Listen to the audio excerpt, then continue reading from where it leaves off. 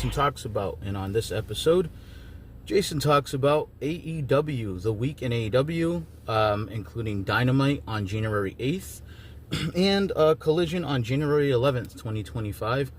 I'm your host, Jason Medeiros. That music you hear at the top, that is Reality 508, so catch them wherever you get your music. And please like and subscribe on YouTube. Like us on Facebook too. We're there. we're everywhere where you get social media. Pretty much everywhere. The handle is at Jason Talks About. And but please, above all else, give us a like and a subscribe on YouTube, and comment, share, and let us know what you think. I have said it before, and I'll say it again. I am a young, growing podcast. I don't have a big, giant multimedia company behind me. I don't have any kind of giant corporate funding. I'm just a guy doing a podcast, sharing his thoughts, and just having some fun. All right, so on to AEW. We had the Kenny Omega returning image to kick off Dynamite.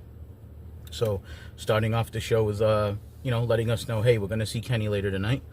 I noticed that Ian Riccaboni was there in place of Tony Schiavone. I think that was a welcome change. No offense to Tony Schiavone. I just think Riccaboni is a more, at this point in the game, a solid announcer.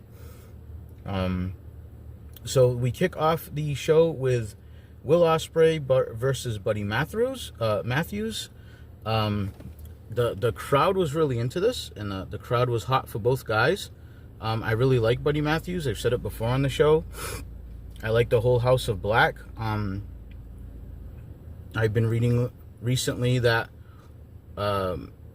apparently Malachi Black may not be resigning. I think that's a shame, but I don't blame him. People know I've been an advocate of the House of Black, and I think that they could have done so much more with him. I don't understand why Cody wasted his time putting Malachi over when he first came to the company. He kind of destroyed Cody more than once and looked like Malachi was poised to do something big, and he had a special connection with the fans, and they just kind of went lukewarm with him. And then Brody King came in, and he started doing tag team wrestling, and then they formed the whole House of Black, and Julia Hart got over. But other than getting those trios titles, the House of Black really didn't do too much. It seemed like when Punk was booking Collision, he wanted to kind of position them better. I mean, just look at them. They're all impressive-looking athletes. They're all big guys. They all can wrestle really well. I don't understand. It's probably backstage stuff that I don't get. But sorry about the tangent, but this is it. Jason Talks About, and I'm going to talk about things that I think and that I feel in regards to the subject matter. So every now and then we're going to go on a little detour. But okay, back onto the main road. Ospreay versus Matthews. Crowd was into it. Lots of "Let's go, Buddy, let's go, Ospreay" chants back and forth. Ospreay was selling his ribs throughout the match, so that was kind of the story they were telling. Lots of "This is awesome" chants. At one point, they brawled onto the desk, and I think it was Excalibur that said something about their solid oak desk that they bounced off of, and I said, really? Solid oak desk? I think there was a couple months back, somebody stood on it or something, and it just collapsed. So I did write that it's typical of AEW. They are not the only guilty party, but they are definitely the most frequent guilty party of wrestlers being outside of the ring forever and never getting counted out. There was actually AEW chants during this match. So again, the crowd was loving this, and they were in another smaller arena, and the energy was better. I think it always is. I hope that this is what they keep doing for now, until if they ever get back on track to where they need, to put more people in an arena. There was some Fight Forever chants. They were a little bit weak, but they were there. At one point, I noticed Buddy Matthews gave Ospreay the GTS to the back of his head, so kind of a reverse, I don't know what you'd call that, inverted GTS, I guess. And then the stomp, and then there was a kick out. There was a point where Ospreay gave the Styles Clash to Buddy, and he kicked out. This is where they lose me a little bit. I'm not sure of what the symbolism. This is an AEW thing where So Buddy at one point was on his knees and just gave a big smile to Ospreay, almost like, go ahead and take me out. Like this, I don't know if there's supposed to be some deep meaning that goes over our head and we all don't understand because we're not enlightened enough. But Jack Perry did this before, and there's been different guys throughout AEW that the guy's about to give me his finish, my opponent, so I'm gonna like go on my knees and put out my arms and kind of smile and just almost accept that he's gonna do it to me. I don't get it. If someone is on that higher plane of existence of enlightenment that I'm not on, please, comment and let me know what's going on there. Anyway, he does that thing that I just described, and Ospreay hits him with the hidden blade and wins 1, 2, 3. Ospreay gets the mic as Buddy's kind of recovering on his knees. Proceeds to call him Buddy Murphy and had to correct himself. And then said something about you and Brody don't need a leader, bruv, and and gave him a handshake, and there was Buddy chants, and it's another one of those odd AEW things where it's like, we're gonna have this guy keep losing, but we're gonna somehow get him over by having the babyface opponent give him compliments and shake his hand. And if you want to get Buddy over, especially heading into the Australia show, have him win. And it's that simple. Okay, they did a Wrestle Dream recap where, last week when they had the big simulcast on Mac's debut, there was a lot of stars missing. Well, I guess because they were not back from Japan. So I think that's a problem. Anyway, Private Party comes out. They're behind their velvet rope with the girls, so they're cutting a promo. The Hurt Syndicate interrupts, and MVP is like, "Hey, we want a party too, guys. I invented this, being behind the velvet rope and all that." And they did a toast to Private Party, and then Bobby Lashley's toast to them was, because they all had the champagne. I forgot to mention that, and they were going to do a toast. And Bobby Lashley says, "Here's to the Syndicate taking those tag titles." So I guess what they're apparently going to do now is have Shelton and Lashley go after the tag titles. I was a little surprised at that because they need some stars, and Lashley would definitely be a huge single star for them, I would think. But I guess we'll see where they're going here. Then Lashley just walked out to the ring, and Mark Briscoe came out, and they had a match. There was big "We Hurt People" chants. MVP was on commentary. That's always welcome for me, because the commentary in AEW is usually pretty weak, in my opinion. I wrote that Lashley was dominant early, and they did wrestle at a fast pace. I noticed that he knocked Briscoe off the apron at one point, and he landed with his back right on the floor. I was like, ouch. At one point, Briscoe was under the ring, and when Lashley reached from inside the ring to grab him, it wasn't clear if he hit him with a chair or hit him because the camera didn't do a good job of catching it, and he was kind of tied up in the apron. So MVP was like losing his shit because he was saying, he's cheating, he hit him with something, and again, the heel's making sense, From that point, Briscoe climbed to the top rope, gave the froggy bow to Lashley, and only got a 1 count. And I said, whoa. Eventually, Lashley got the spear and the hurt lock and won. I mean, that was the right result. No offense to Briscoe, but, Lashley needs to keep winning. Shelton then gets in. They both are attacking Briscoe. And then Private Party makes the save. They've got chairs in their hands, and the Hurt Syndicate is not backing off. But MVP's holding them back and basically saying, the heel thing of, like, on our time, boys, or whatever. And, they left the ring. So, up next was the Casino Gauntlet match. And I thought this was pretty good. The AEW matches like this tend to be kind of a mess. It's not my first choice of match, but I thought they did well. Jay White was number 1. Because this is the match with the screwy rules where it could end at any time. So being number 1 is actually an advantage. Hangman was second. So good way to start it off. The announcers, in case you're even more you want to be more confused, explained how the intervals are random. So you don't even know, it's not like the Royal Rumble, which is clear cut, like every 2 minutes a guy's coming. It's just at some point, they're going to start counting down 10, 9, 8, 7, and the crowd will go. But you don't know when. So, to me, this match is just a mess. It makes no sense. Like, what if Hangman rolled up Jay White out of nowhere, like, a few seconds, like 3 seconds into the match, the match is over. Like, everybody in the back doesn't come out. The fans get cheated. I mean, obviously they're not going to book it that way, but there should be some logic to it. Like, that could possibly happen. And if that did happen, it would be incredibly stupid. And the intervals being random, they never explained it. They didn't say, like, we roll a dice or guys draw a number, and whatever that number is, that's how many minutes they have to wait. Nothing. It's just, they say the intervals are random, and that's it. So I've been trying to figure out this match for the 5 years of AEW's existence, and I can't. There's a lot of talking in the beginning. Jay White does that a lot, where he talks, and I don't know if people necessarily want to hear Jay White talk a lot. The mic was picking up some of it. Then there was a chop exchange. There was a quicker pace after that. There was a few pin attempts, and then Yuta was next. So now you've got Yuta in there, and right away Jay White gets the Blade Runner to Yuta, which got a huge pop because everybody hates Yuta's guts. Hangman made the save. And then you hear whose house, but it's a remix, and it says my house, bitch, and it's the Ricochet stupid laugh he does, like the aha, and it's Ricochet. So that's his music was like remixing Swerve's and tricking everybody that Swerve was coming out.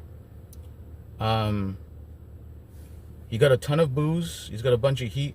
The interesting thing I noticed though is when he got in the ring, like Ricochet's style is still very babyface. Just that's his skill set, and at his size, that's what he's doing. So, not to say that he doesn't do some good healer stuff. I mean, he's definitely done a good job of getting himself hated really quickly, and the way he bounces around for offense, is a good heel trait. So I'll give him that.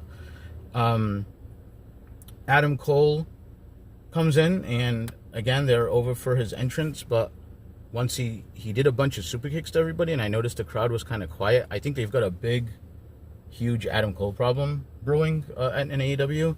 I guess the only option at this point would maybe to turn him and the what are they called, Undisputed Kingdom, back into heels already quickly, because I don't see. I mean, they are stale, and the crowd doesn't care. They did the Adam Cole Bay. They like that. I mean, but let's face it, like wrestling crowds like singing along with anything for the most part. So he did the Panama Sunrise, Adam Cole did, to Ricochet, and Ricochet kicked out. Then Daniel Garcia was next. I don't know why they keep putting Daniel Garcia in situations like this. He's the new TNT champion. He had to take some defeats in the Continental Classic, and if he doesn't win here, your TNT champion, to me, gets knocked down a few pegs again. But anyway, he comes out, he kisses the belt, and proceeds to drop it on the floor. So, it's like, hey, this belt means everything to me, but now I'm going to totally disrespect it by throwing it on the floor and running into the ring. They did a spot which I thought was really stupid, where Garcia got Jay White, Adam Cole, and Adam Page all in the corner, all of them against each other in the corner, and he did the 10 punches to all three of their heads, and nobody, out of the three of them, no one could get out of it. So I thought that was pretty dumb. Yuta and Garcia have a face-off in the ring. I guess it's supposed to be meaningful. One of these, I guess, AEW original things was supposed to pop for. It was like they were staring at each other like it was like Hogan and Andre, but whatever. I don't think anyone cared. Then Ricochet and Yuta kind of faced off, and the crowd said, "You both suck," over and over again. Hobbs was out next. He came out and he cleaned house on everyone and no-sold everybody. There was meat chants. He looked pretty good. I thought they did a good job with Hobbs here. Roderick Strong came in and cleaned house. Garcia ended up getting stomped by Garcia and the Undisputed Kingdom guys. So at this point, Adam Cole and Roddy stomped Ricochet. That got a big pop while they were stomping him. Lance Archer comes in and starts choke slamming everybody. Archer and Hobbs go at it, and the crowd is chanting meat, meat. O'Reilly comes out, teams with Roddy and Cole, and they clean house for a little bit. Then Jeff Jarrett comes out, and Yuta hits Jeff Jarrett from behind before he even gets to the ring, and then they just fight to the back. And I put a question mark, because Jarrett really couldn't just kind of like fight away from him. And then the announcers speculated, like, that must be Moxley's orders. Moxley's orders of all of the people in the match was to stop 57-year-old Jeff Jarrett? Like, he didn't have him take out, like, Hangman Page or Hobbs of all people? Or okay, another one of those stories that I don't get, I guess. And back in the ring, Hobbs ended up giving the spine buster to Kyle O'Reilly, and pinned him and won. And the Undisputed Kingdom were too late to save O'Reilly. So much for that numbers advantage. There was 3 of them, and they still couldn't get the job done. Renee gets in the ring with Hobbs. He does the meat chants are going, and he says, "Let's shoot for a minute. Mox brought me to AEW, but guess what? I'm gonna make Mox my bitch." And I'm paraphrasing. He said a couple other things in there, but that was. And then Renee made like her weird faces she makes when people put down her husband, because we have to constantly be reminded that they're married on this show. When Hobbs made his way up to the entrance, Jarrett was waiting for him and gave him a handshake. I think Jarrett should have clobbered him with a guitar and drug him in the ring and pinned him, because he was technically never eliminated. But, well, I guess the way this match goes, the match was over, even if Jarrett never made it to the ring. So I guess I take that back. They did a Hook and Christian recap, so that's still a thing that's going to happen. Hook and Christian are going to fight at some point. Rick Abani does an interview with Jarrett in the ring, and he's questioning, do I still have what it takes? And doing that whole thing that he's playing up after the retirement angle, or near retirement angle. MJF interrupts, so this was MJF's moment, because they had announced that MJF would be on the show. I was wondering how they'd use him, and for some reason they're using him with Jeff Jarrett here. And they kind of have a face-off, and he tells Ian to get out of the ring, you Bible-thumping prick, and that got a pretty big laugh from everybody. The crowd did the sing-along with MJF when he did his catchphrase, and MJF talked about the crowded title scene, and he puts over Jarrett, and there was double J chants, and he says that, hey, the clock's ticking on you, Jarrett, and, I found out you only signed a 1-year contract, and, I don't know if you have enough left in the tank, but I'm here to help you. There was "you still got it" chants, and he's telling him, I can help you. If I'm first in line, if you win that title, I can help you win the title as long as I'm first in line, basically, is what I'm trying to say. And he wants to make a deal with Jarrett. Again, more convoluted AEW logic. First of all, why, of all of the people MJF could strike a deal with, Hobbs is fighting Moxley next week. right, like, we're not going to go with that guy? That dude, Hobbs, we're not going to go with him. Like, you see that guy? That's the guy that you want to try to coax into making a deal with. But you're going to help Jeff Jarrett thinking he's going to win the world title? And I hope AEW is not considering this. I don't put it past them, and I think AEW is suffering from the TNA syndrome of years past, where you've got Jarrett, I believe, is 57. I love Lashley and Benjamin, and they look great, but I think they're like 49 and 48 or 47. Cope is in his 50s. Christian is in his 50s. I'm naming a bunch of guys here in their early to late 50s and late 40s, and they're being featured pretty heavily on what was originally going to be an alternative and a younger, cooler Fed. So again, I'm not against all these guys. I just sang Lashley's praises earlier, but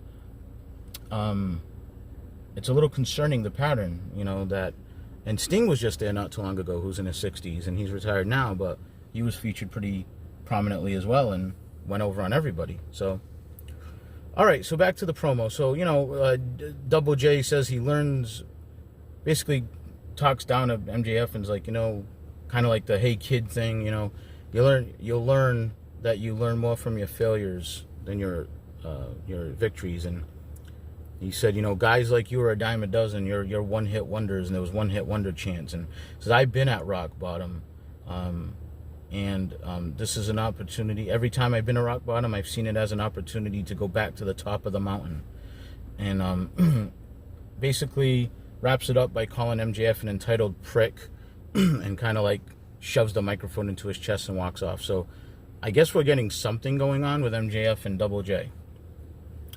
They did a Death Riders Darby Allin recap where they stomped his neck in the chair and threw him down the stairs, and I guess in reality it's Darby Allin has not given up his dream of climbing Mount Everest, so he's going to go try to do that again for whatever reason.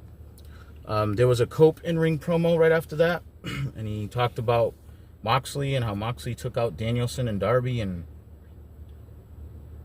he said there was the sin that you made was when you hurt FTR.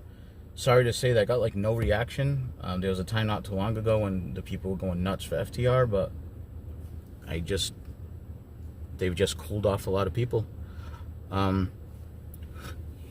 Cope talks about how he is like someone Moxley's never faced. Moxley's talking about people that don't want it enough.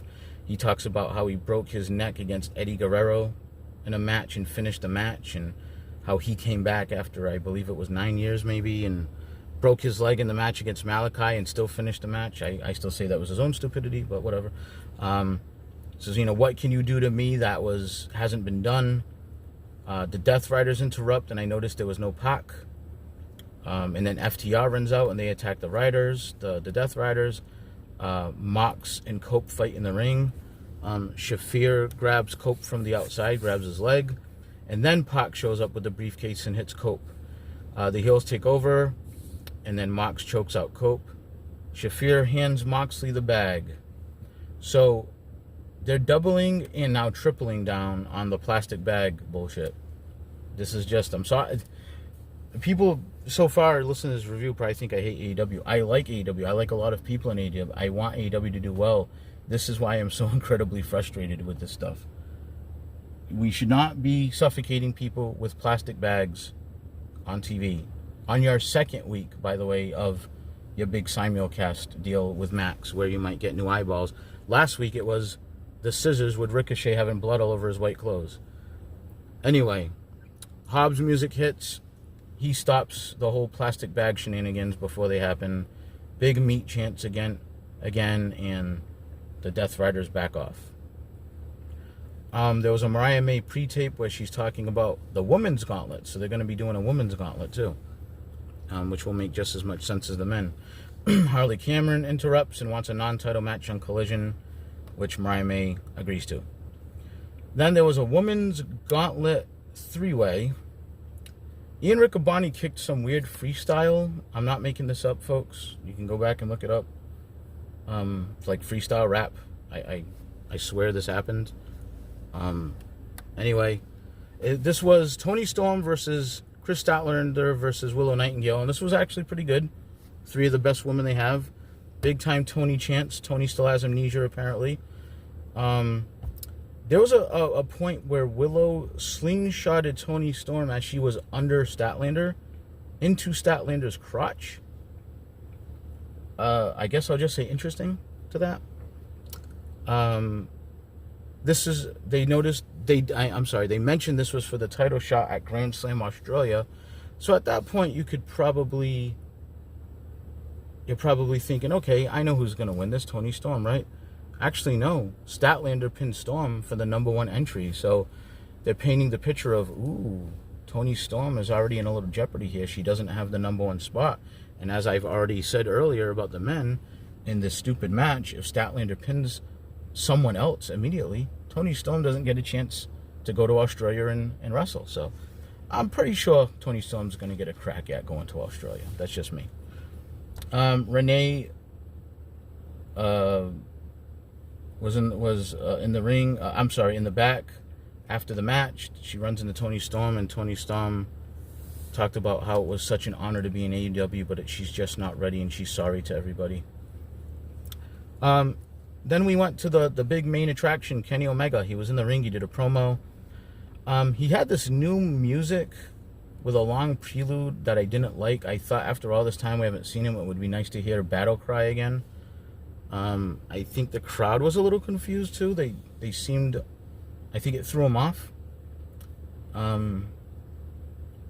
He comes out and there's all kind of Kenny chants, and there's all kind of welcome back chants. He talked about his diverticulitis and how he could have died, and It was a very emotional promo. I thought it was a good promo. He said he was in and out of the hospital 4 times, and he questioned if he could do it anymore. And he talked about his purpose, and his purpose was being in front of the people, and he found his purpose again in Japan. I still don't like the fact that his story had to take him to Japan and not AEW, where he's supposed to be, where he's employed, and that should have been the main event place for him to come back. I'm still not going to change my mind on that one, but anyway, he said he's fired up, and this is a new version of himself.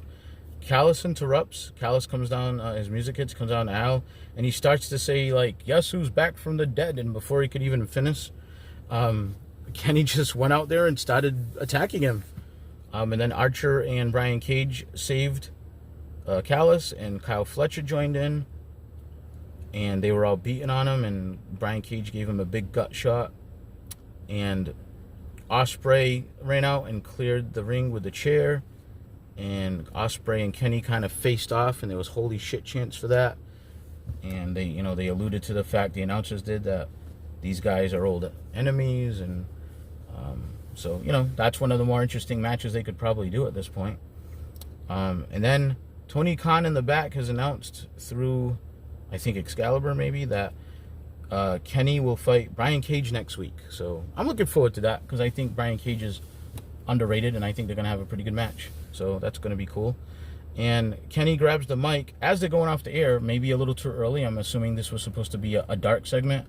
And he's hitting the mic, trying to figure out why it's not coming on. And it's not coming on because Dynamite's not fully off the air yet. And then they went off the air, and I'm assuming Kenny had some words for the crowd. So, okay. That was Dynamite. Just thought another so-so episode. I questioned the gauntlet match, but I actually did kind of enjoy it. Like, the surprise of the different guys that were in it and stuff was okay. But, just so-so episode, in my opinion. Let's cover some of Collision. I'm definitely not going to go deep into it, because, like I said, it's such a secondary show at this point. They opened up, actually, this match caught my attention. Cope versus Big Bill. Jericho was on commentary. I like Jericho on commentary. I was interested in this because I'm pretty sure Cope wasn't going to lose. I just questioned the booking, because I think Big Bill needs wins. Big Bill, I've said it before, is big and muscular and impressive and a decent worker. And I think in an organization that is short on stars, I think you've got one right there that you could make. I wrote that Cope was beating Bill early. I'm just going to cover the main points here. Bill took over on the outside. They were outside forever again. Cope had to come back on the inside of the ring. Jericho caused a distraction and exposed the turnbuckle. Bill actually ended up hitting his head into the turnbuckle, and Cope powerbombed him, which was impressive. That got a 2 count. Cope at one point went for the spear, missed, slammed into the buckle, and as he ricocheted off, received a big boot from Big Bill. 2 count. Cope hit the spear, 2 count. The crowd was really into this, and it was a decent match. Here's where they lost me. Big Bill attempted to chokeslam Cope, and he kind of put his hand out to grab the ref, and the ref did some kind of weird, like, oh, Cope put his hand on me, so I like spun around somehow or something. And when he did that, Cope gave Big Bill the low blow, and then won with a choke. And then the Learning Tree attacked, and FTR came out, and there was a brawl, and security broke it up. So not sure where they have Cope beating a heel with a low blow, but that's what they did. Pac defeated Commander. The Death Riders ended up attacking without Moxley, Commander, after the match, and the Outrunners made the save. The Outrunners got a huge pop, by the way. And then they stayed out there, the Outrunners, because Yuta and Claudio fought them next. Death Riders ended up winning that match, which I'm confused by that. I definitely would have had the Outrunners go over and probably just pin Yuta. And what's more confusing is then this angle would have made more sense, where Claudio is pissed off at Yuta at something and basically talking down to him and jabbing his finger in his chest. So they just continue to make Yuta unlikable and a bitch at the hands of the other Death Riders. So I'm not sure what that does for him character-wise, but whatever. Next, we had Holly Cameron versus Mariah May. Just a couple of points. There was big "Let's Go Harley" chant, so she's definitely getting over the crowd. I do appreciate the entertainment aspect of Harley Cameron. I've said it many times. I think she's like their version of Chelsea Green. This match actually went back and forth for a while. I was surprised because Harley Cameron usually just does some comedy and gets beat fairly quickly, but it actually went back and forth. But May ended up winning with the Storm Zero, which they now are calling the Mayday for her. Brody King just destroyed some local talent. I did write, though, that the local talent guy, whoever he was, I apologize, I didn't get his name, was very built and looked better than a lot of guys in AEW. Maybe they should sign him. Julia Hart came out with him, and they announced him as honoring the House of Black. Like I said, it's a confusing time right now. I don't know what the House of Black means. So anyway, Brody won and then was in the back with Lexi, and he said what I just said. It's a confusing time for the House of Black. And Cope walked up and said something about, hey, we've been through a lot, and I respect you and Buddy, and I wanted us to be a group. But, you know, you guys should take the reins of your own careers and blah, blah, blah. So I guess they were almost like Judgment Day 2.0 if they would have joined with Cope. There was a TNT Championship match, Garcia versus Shibata. Garcia won. They had a handshake afterwards. The main event was Jericho versus Dax Harwood. Just a few key notes here. That was some weird stuff at the end, which I'm surprised by two veterans like this. Jericho was in the sharpshooter. The ref ended up having to pull Dax off because Jericho got the ropes, and Dax and the referee are arguing with each other. Jericho grabs the Ring of Honor title. He swings and misses. And then Dax laid out Jericho. And while Jericho was down, Dax went to go to the top rope. Jericho reached up, and I guess it was supposed to be like that he accidentally poked the ref in the eye so he didn't get disqualified. I think that's what they were going for. Dax goes for the flying headbutt, and Jericho missed the belt spot. So I guess Jericho was supposed to put the belt on himself so Dax hits the belt. That never happened. So then you could see them kind of talking, and there was some confusion. And so then Dax goes to check on the ref, who for some reason is still selling his eye. And that's when Jericho hit him with the belt shot, and then he kicked out. So that wasn't the finish. I'm surprised. And then immediately right after that, Jericho hit the Judas effect and won. The whole match had a weird pace, and that whole ending was very convoluted and messed up. Jericho won with the Judas effect, like I said, and then the Learning Tree came out and attacked Dax. Cope and Cash came out to make the save, and then the Death Riders came out, and then the Outrunners came out to counter that, and then everybody was all over the place, and that left Cope in the ring, and then Mox came out and gave the Paradigm Shift DDT to Cope, and then Shafir and Mox prepared the chairs to do the concerto, but Hobbs' music hit, and he cleared everybody on his way out to the ring, and Claudio tried attacking Hobbs. He no-sold the chair shots and laid out Claudio, and Mox ran away with Shafir, and Hobbs ended up putting Yuta through the announce desk, that solid oak announce desk that Excalibur was talking about on Dynamite. So that's Collision in a nutshell. I wasn't going to cover everything in depth. It's such a secondary show at this point. I thought it was a decent episode as far as collisions go. You know, it's not a real high bar lately. So again, just like, I think just an okay week for AEW. There's some nuggets of stuff there, but Tony's paying guys a lot of money. It's like, let's get all the stars back to work, okay? Because the show would be a lot more interesting. It seems like we're always missing stars, and they don't have the luxury of WWE where there's so many people that are super over that they can do without 3 or 4 stars at a time. I mean, they need all hands on deck as many weeks as possible. So, again, I don't want to be overly negative. I'm rooting for AEW. I want them to do well. I don't want WWE to be the only show in town. I lived through that. It sucked. Even with all their stars, they could become complacent and lazy and not deliver the goods.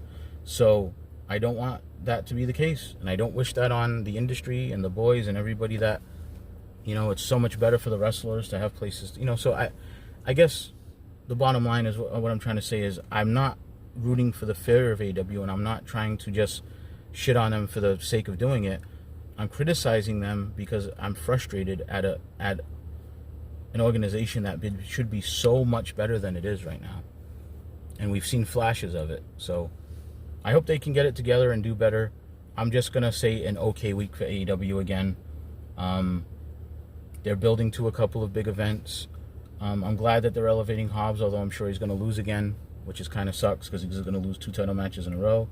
But yeah, I just hope they get everybody back in one place and start to deliver some quality TV again. So that's my AEW recap. So again, if you've been listening, like and subscribe, comment, share, let us know what you think. And I thank all of you. Means a lot to me for whatever views I get, whatever support I get. I appreciate it. We're still young, we're still growing, and I appreciate all of you.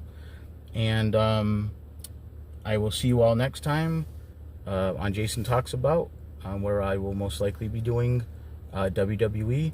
If there's nothing in between, maybe there will be, we'll see. But once again, I will see all of you next time. Thank you.